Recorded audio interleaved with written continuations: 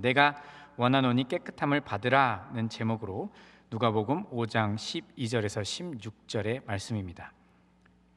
제가 하나님의 말씀 읽도록 하겠습니다. 예수께서 한 동네에 계실 때에 온몸에 나병 들린 사람이 있어 예수를 보고 엎드려 구하여 이르되 주여 원하시면 나를 깨끗하게 하실 수 있나이다 하니 예수께서 손을 내밀어 그에게 대시며 이르시되 내가 원하노니 깨끗함을 받으라 하신대 나병이 곧 떠나니라.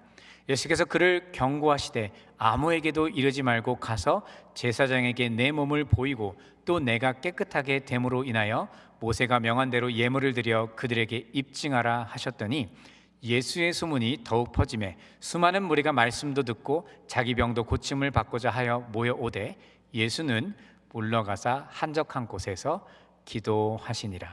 아멘.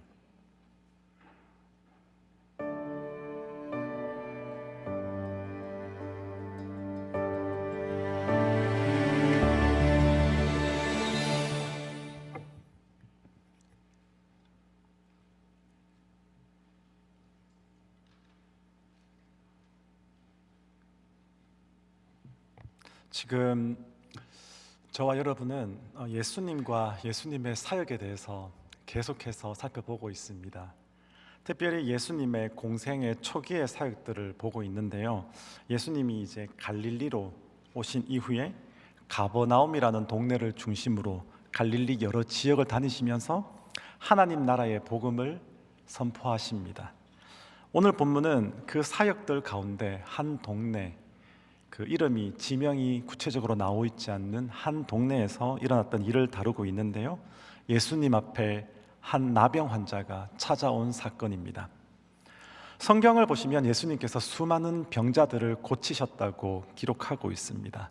그런데 오늘 본문의 나병 환자를 고친 사건은 마태복음, 마가복음, 그리고 누가복음 모두에 다 나오는 그러한 사건입니다.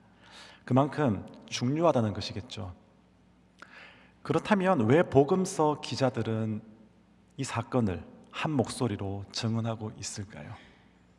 예수님께서 나병 환자를 고치신 것, 그 사건이 어떤 의미가 있으며 이 말씀을 통해 오늘 저와 여러분에게 하나님이 주시고자 하시는 뜻이 무엇일까요?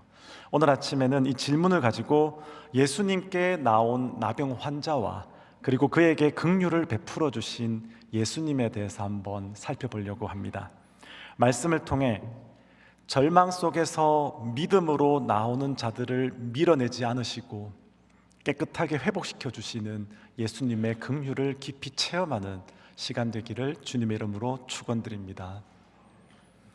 자, 먼저 첫 번째로 우리는 절망 속에서도 고통 속에서도 아픔 속에서도 믿음을 가지고 예수님께 나아가야 합니다.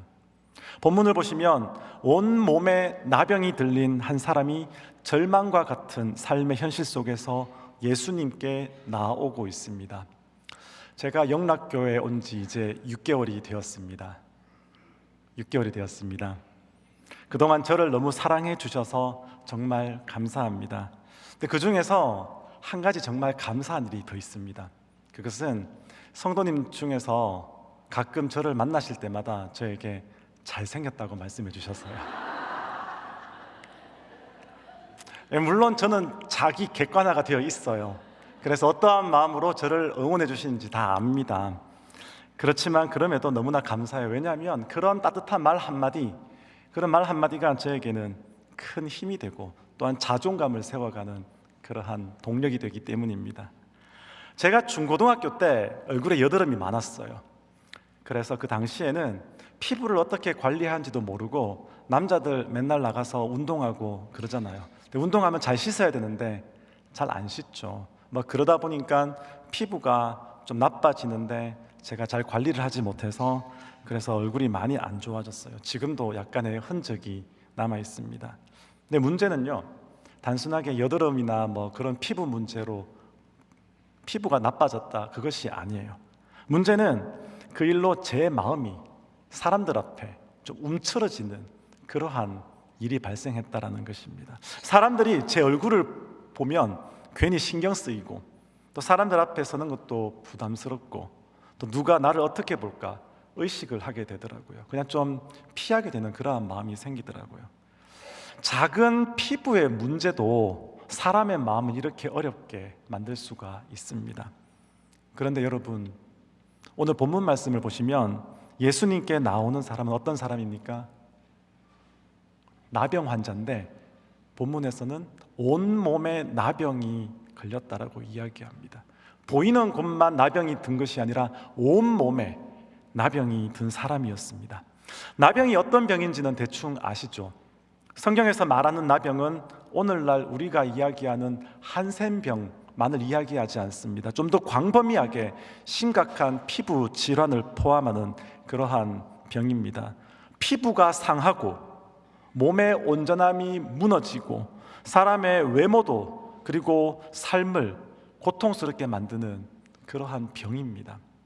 그런데 성경이 이 병이 그 사람 온몸에 있었다라고 이야기합니다.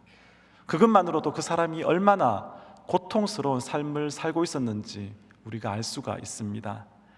그러나 당시 유대 사회에서 나병 환자가 겪어야 했던 고통은 단지 몸이 아픈 것에서 끝나지 않았습니다. 더 깊은 고통은 이 병 때문에 그의 삶 전체가 일상에서 단절되었다는 데 있습니다. 왜냐하면 그는 격리되는 삶을 살아야 했기 때문입니다. 레위기 13장을 보시겠습니다. 나병 환자는 옷을 찢고 머리를 풀며 윗입술을 가리고 외치기를 부정하다 부정하다 할 것이요 병 있는 날 동안은 늘 부정할 것이라. 그가 부정한즉 혼자 살되 진영 밖에서 살지니라. 여기서 부정하다는 말은 단순하게 더럽다거나 그가 다른 사람들보다 도덕적으로 더 악하다 그러한 뜻을 말하지 않습니다. 하나님이 그 사람을 더 미워한다 그런 의미가 아닙니다.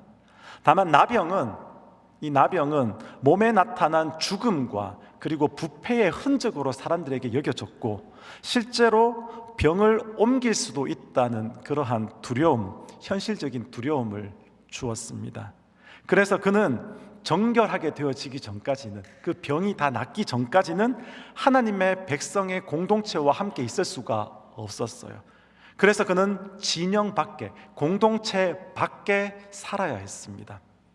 사람들 가까이 나가는 것 자체가 금지되었고 오히려 자신이 먼저 부정하다, 부정하다라고 외쳐서 다른 사람들이 자기를 피하게 만들어야 했습니다. 얼마나 비참한 삶입니까? 누구를 만날 때마다, 그리고 누군가가 자기를 지나갈 때마다 나는 부정합니다, 나에게 가까이 오지 마십시오, 이렇게 외쳐야 하는 그러한 삶이었습니다. 병도 고통스러운데, 아픈 것도 힘든데 그 병 때문에 사람들로부터 멀어지고 가족으로부터 멀어지고 공동체로부터 멀어지고 더 나아가 하나님 앞에 예배드리는 그 예배의 자리에서도 멀어지는 삶, 그것이 그 사람의 인생이었습니다. 여기에 더해 당시 사람들은 나병을 종종 죄와 하나님의 심판의 표지처럼 또한 여기기도 했습니다. 구약에도 그러한 사건들이 있죠. 미리암이 모세를 비방하다가 나병에 걸렸습니다. 또한 게하시는 욕심을 부리고 거짓말을 하다가 나병에 걸렸죠. 또한 우시야 왕은 교만하여서 제사장의 직무를 침범하다가 나병에 걸렸습니다. 이러한 하나님의 심판의 여러 예시들이 있기 때문에 나병에 걸리면 하나님의 심판을 받았다라고 사람들이 많이 보기도 했습니다. 물론 모든 질병과 고난을 개인의 특정한 죄라고 말할 수 없습니다. 말해서도 안 됩니다. 성경의 다른 부분에서는 또 다르게 이야기하고 있기 때문이죠. 그렇지만 당시 사람들 눈에는 나병 환자가 쉽게 정죄의 대상이 된 것이죠. 이렇게 말하는 거죠. 저 사람이 무슨 죄를 지었기에 저러한 천형을 받게 된 것일까? 하나님께 왜 저 사람은 벌을 받고 있는 것인가? 이러한 시선 속에서 그는 살아야만 했습니다. 그러니 이 사람은 단순하게 몸만 아픈 사람이 아닙니다. 성경에는 여러 몸이 아픈 사람들이 예수님께 나왔다고 이야기하지만 이 나병 환자의 케이스는 조금 다른 케이스입니다. 단순하게 몸만 아픈 것이 아니라 그는 사람들을 피해야 했고 공동체 밖으로 밀려나야 했고 어쩌면 그 자신도 나는 정말 하나님께 버림받은 사람인가? 하나님이 나를 버리셨는가? 라는 고통 속에 살았을지 모릅니다. 그런데 사랑하는 성도 여러분, 오늘 본문 말씀 보십시오. 그런데 그가 누구에게 나왔습니까? 예수님께 나왔습니다. 사람들의 시선과 또한 거절을 감수하고 마지막 소망을 품고 예수님 앞에 엎드리고 있습니다. 예수님만이 자신을 깨끗하게 하실 수 있다는 사실을 믿고 예수님 앞에 나오고 있습니다. 그리고 이렇게 고백합니다. 주여, 원하시면 나를 깨끗하게 하실 수 있나이다. 주여, 주님이 원하시면 나를 깨끗하게 하실 수 있습니다. 이 말은 예수님이 그를 고칠 수 있을지 없을지 그 능력에 대해서 의심하는 말이 아닙니다. 그는 예수님의 능력을 이미 알고 있었습니다. 그래서 하실 수 있습니까? 라고 물어보는 것이 아니라 어떻게 물어봅니까? 하실 수 있습니다 라고 그렇게 이야기합니다. 다만 그가 확신하지 못했던 것이 하나 있어요. 그것은 곧 주님이 나를 받아주실까? 나를 고쳐주시기를 원하실까? 그게 고민이었습니다. 내가 예수님 앞에 나간다면, 저 수많은 사람들을 뚫고 예수님 앞에 나간다면 예수님이 나를 고쳐주실까? 나 같은 부정한 자도 받아주실까? 나를 깨끗하게 하시는 것을 기뻐하실까? 아니면 다른 사람들이 피하듯이 예수님도 나를 피하면 어떻게 될까?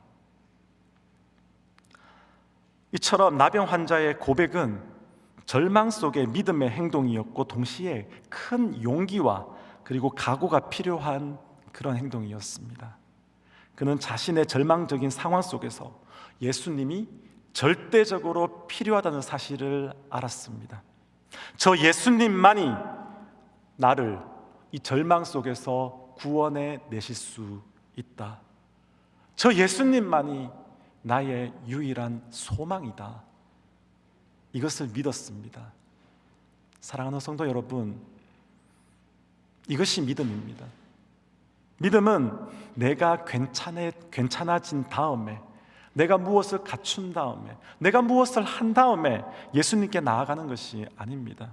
믿음은 내가 스스로 고칠 수 없는 자임을 인정하고 나의 죄와 수치와 절망을 가지고 예수님께 그저 나아가는 것입니다. 공로 없이 예수님만 의지합니다. 주님 나를 받아 주옵소서. 이렇게 나아가는 것이 믿음입니다. 그러기에 오늘 우리에게도 이 믿음이 필요합니다. 우리의 형편이 어떠하든지, 우리의 마음이 얼마나 무너져 있든지 간에 주님 앞에 나아가서 엎드리는 믿음, 그 믿음의 한 걸음이 필요합니다. 저는 이 자리에 계시는 우리 모든 영락교회 성도 여러분들이 그 믿음의 한 걸음을 날마다 걸어가시기를 간절히 소원합니다. 자, 이제 본문은 믿음으로 나오는 자에게 예수님이 어떻게 응답하시는지를 보여주고 있습니다.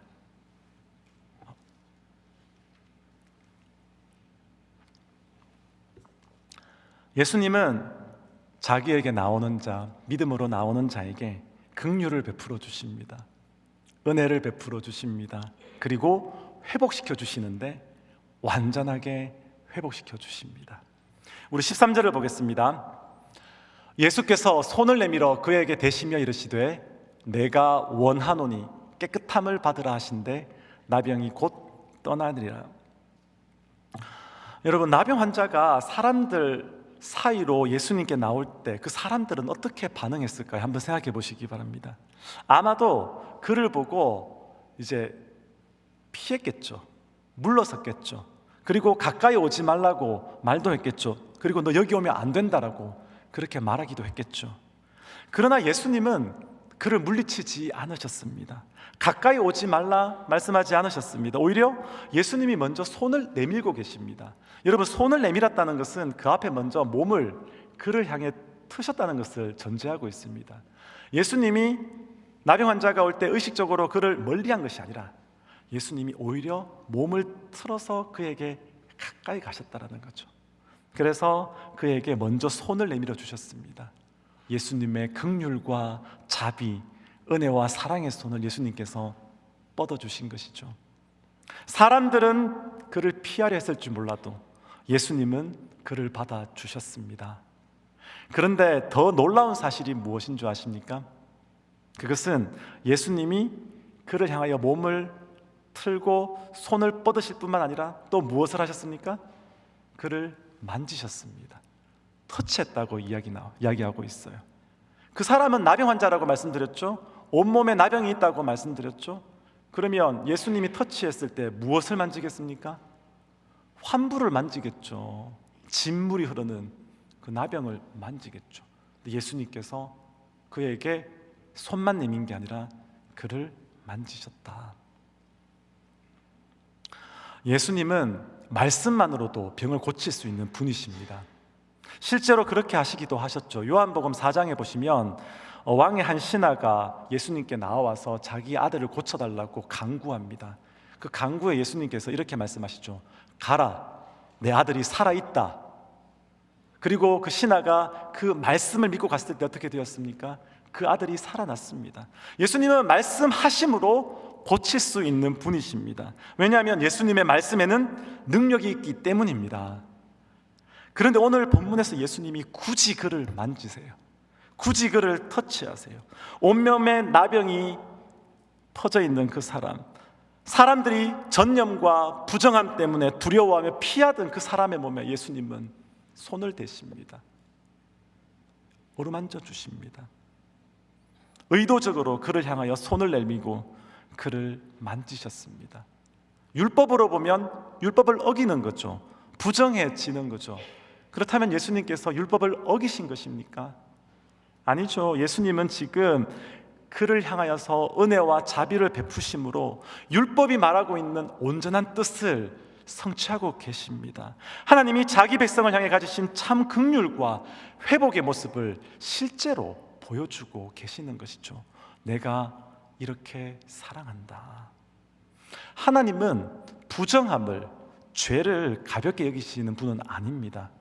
하나님은 죄와 부정은 미워하십니다. 그래서 구약은 상세하게 부정함에 대해서 그리고 정결함에 대해서 아주 상세하게 이야기해 주고 있어요. 그러나 동시에 하나님은 그 부정한 죄는 미워하시지만 부정한 사람은 불쌍히 여겨주시는 분이십니다. 부정한 그 모습은 미워하시나 그 사람이 예수님 앞에 나왔을 때 그를 깨끗하게 하시고 다시 회복시키는 것을 기뻐하시는 분이 우리 예수님이십니다. 이것이 하나님의 공의롭고 자비로운 사랑입니다. 하나님은 죄는 미워하시지만 자기에게 나오는, 회개하며 나오는 죄인은 긍휼히 여겨 주십니다. 부정함을 그대로 두시지는 않지만 부정한 자가 예수님 앞에 나왔을 때 그 부정하고 더러운 것을 깨끗하게 하셔서 다시 하나님 앞에 세우시는 분이 우리 좋으신 예수님이십니다. 그래서 호세아 6장 6절에 이렇게 말씀하고 있어요. 나는 인애를 원하고 제사를 원하지 아니하며 번제보다 하나님을 아는 것을 원하노라. 예수님이 이 말씀을 마태복음 9장에서 조금 더 자세하게 해석해 주십니다. 너희는 가서 내가 긍휼을 원하고 제사를 원하지 아니하노라 하신 뜻이 무엇인지 배우라. 나는 의인을 부르러 온 것이 아니요 죄인을 부르러 왔노라 하시니라. 예수님이 누구를 부르러 왔다고요? 죄인을 부르러 왔다. 또 다른 성경에서는 죄인을 불러 회개케 하기 위해 내가 왔다라고 예수님은 말씀해 주십니다. 사람들은, 그 자리에 있던 사람들은 율법의 이름으로 그를 멀리해야 한다고 생각했습니다. 왜냐하면 부정한 자니까요. 그는 부정하다, 그러니 가까이 하면 안 된다, 그와 접촉하면 나도 부정하게 된다, 그렇게 생각했습니다. 그러나 예수님은 어떻게 하셨습니까? 그를 영접하시고 환영하시고 그에게 손을 대심으로 그에게 나온, 예수님께 나온 그 나병 환자에게 하나님의 인자와 자비를 생생하게 보여주셨습니다. 예수님은 부정한 자 그리고 죄를 지은 자를 피하시는 분이 아니십니다. 예수님은 그들을 깨끗하게 하여 주시는 거룩하신 우리의 주님이십니다. 이 사실을 믿으십니까? 그리고 바로 그분이 그분이 지금 성경에서 말씀하고 있습니다. 내가 원하노니 깨끗함을 받으라. 예수님의 말씀입니다. 내가 원하니 깨끗함을 받아라. 나병 환자는 예수님의 능력은 믿었습니다. 그러나 예수님이 자신을 어떻게 할지는 몰랐어요. 그래서 그는 주여, 주님이 원하신다면 나를 깨끗하게 하실 수 있습니다 라고 나왔는데, 예수님이 어떻게 하십니까? 한치의 망설임 없이 대답해 주시는 거죠. 내가 원한다, 내가 원한다, 내가 원하니 너 깨끗함을 받으라. 이게 예수님의 마음입니다. 이게 예수님의 사랑입니다. 주님이 나 같은 자도 구원해 주실까? 주님이 나 같은 자도 받아 주실까? 주님이 나 같은 자도 깨끗하게 씻어 주실까? 그 깊은 두려움 앞에 예수님께서 분명히 말씀하시는 거죠. 내가 원한다. 누가 원한다고요? 예수님이 원하십니다. 세상 사람들은 아니라 할지라도 누가 원하십니까? 우리 예수님이 원하십니다. 우리 예수님이 우리를 죄와 사망에서 건져주시기를 원하십니다. 그게 예수님의 은혜입니다. 예수님은 나병 환자를 피하지 않았습니다. 밀어내지 않았습니다. 오히려 그를 깨끗하게 하기를 기뻐하셨습니다. 원하셨습니다. 사랑하는 성도 여러분, 다른 게 복음이 아니라 이게 복음입니다. 예수님은 절망 속에서 자기에게 나오는 자를 마지못해 받아주시는 그러한 분이 아니세요. 조건부로 받아주시는 분도 아닙니다. 그가 행하는 행위, 선한 삶, 봉사를 보고 그래 너 구원을 받을 수 있어라고 인정해 주시는 분이 아니라는 거예요. 예수님은 예수님만이 구세주임을 믿고 믿음으로 나오는 자에게 손을 내밀어 주시는 분이시고, 말씀의 능력으로 깨끗하게 해주시는 분이시고, 회복시켜 주시는 살아계신 하나님이십니다. 그 하나님을 우리가 잊지 않고 날마다 찾았으면 찾기를 간절히 소원합니다. 내가 원한다 말씀하시는 예수님 앞에 나아가는 저와 여러분 되기를 간절히 부탁드립니다. 그런데 예수님의 은혜는 여기서 끝나지 않습니다. 예수님은 이 사람을 병에서만 건져준 것이 아니라 다시 예배의 자리, 그리고 공동체의 자리, 단절되었던 일상의 삶으로도 회복시켜 주신 좋으신 분이십니다. 그래서 나병 환자를 고치신 예수님이 이어서 14절에서 이렇게 말씀하십니다. 14절을 보겠습니다. 예수께서 그를 경고하시되 아무에게도 이르지 말고 가서 제사장에게 내 몸을 보이고 또 내가 깨끗하게 됨으로 인하여 모세가 명한 대로 예물을 드려 그들에게 입증하라 하셨더니, 율법에 따르면 이제 나병에서 깨끗하게 된 사람은 제사장에게 자기의 몸을 보여야 했습니다. 레위기 14장을 보시면 제사장은 그 사람의 몸을 살피고 정말 나병이 나았는지를 확인했습니다. 그리고 깨끗하게 되었다고 판단되면 정결 예식을 진행했습니다. 2마리의 새를 가지고 와서 한 마리는 잡고 한 마리는 놓아주는 거예요. 그 후에 그는 몸을 씻고 옷을 빨고 일정한 기간, 곧 7일이 지난 다음에 이제 예물을 드리는 그러한 예식이 있었습니다. 그리고 제사장의 확인을 받은 뒤에 이 공동체 안으로 들어오는 것, 그게 율법이었어요. 그래서 예수님이 지금 제사장에게 가라고 하시는 이 말씀은 하나님이 정하신 길, 율법을 따라 그가 정말 깨끗하게 되었음을 공적으로 확인받는 과정이었습니다. 예수님은 지금 그 사람에게 너 이 큰 은혜를 받았으니 이 큰 은혜 때문에 너무 열광하거나 너무 그렇게 하지 말고 하나님이 정하신 질서 안에 깨끗하게 됨을 바르게 확인하고 공동체 앞에 회복된 자로 서라. 그렇게 예수님께서 그를 인도해 주신 것이었습니다. 그렇기에 이제 그는 더 이상 진영 밖에 머물러야 할 사람이 아닙니다. 더 이상 부정하다 외쳐야 할 사람이 아닙니다. 그는 이제 가족에게로 돌아갈 수가 있습니다. 공동체 안으로 돌아갈 수가 있습니다. 예배의 자리로 돌아갈 수 있게 되었습니다. 그러므로 예수님의 치유는 단지 병을 고친 정도가 아니었습니다.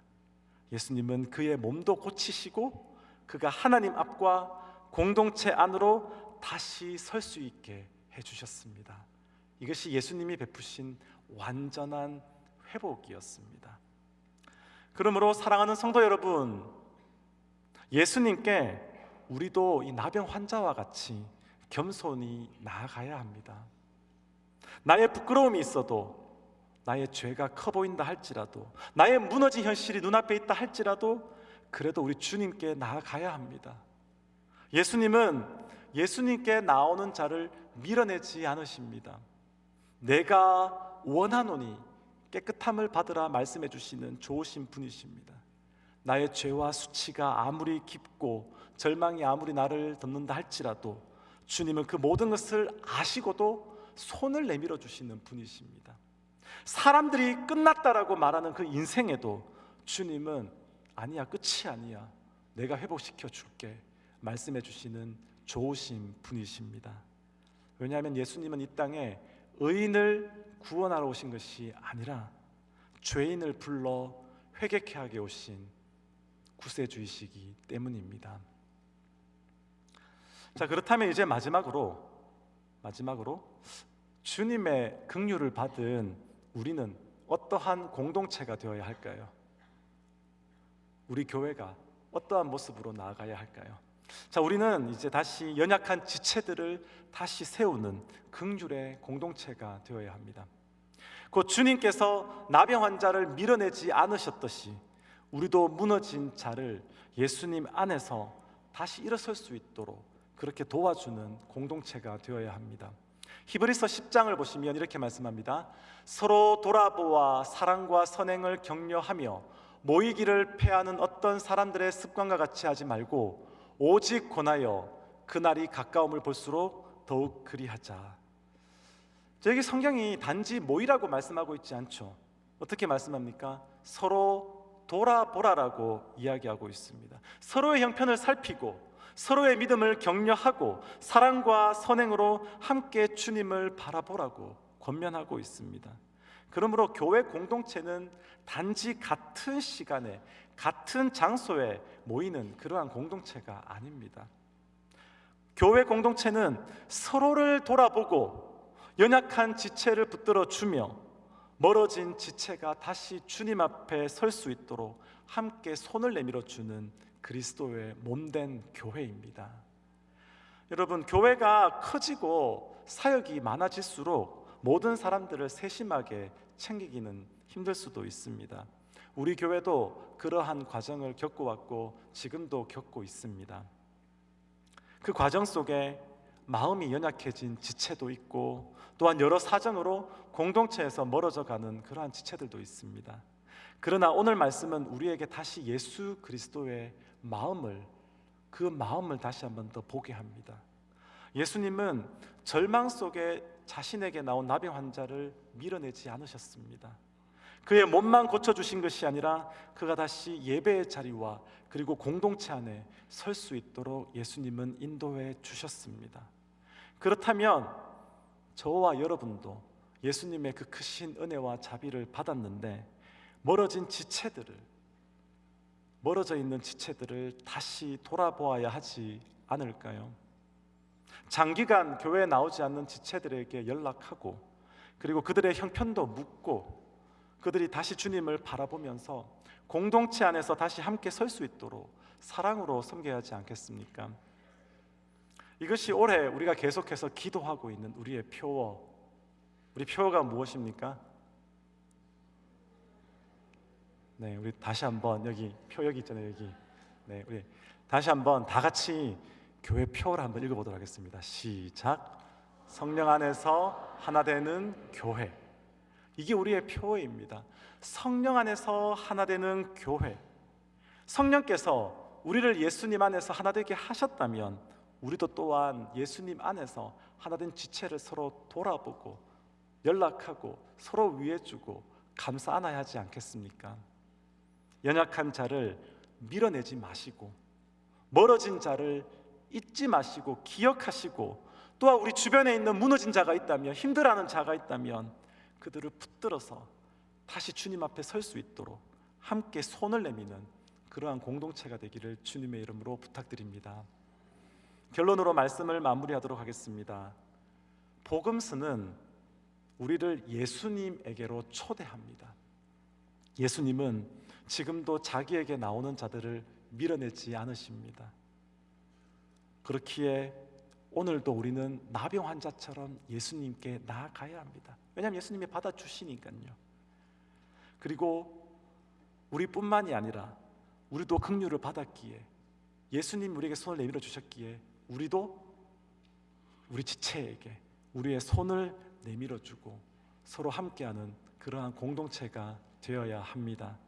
우리 교회가, 우리 영락교회가 그러한 교회가 되도록 자비로우신 주님을 바라보며 기도로 나아가는 저와 여러분 되시기를 주님의 이름으로 축원드립니다. 기도하겠습니다. 하나님,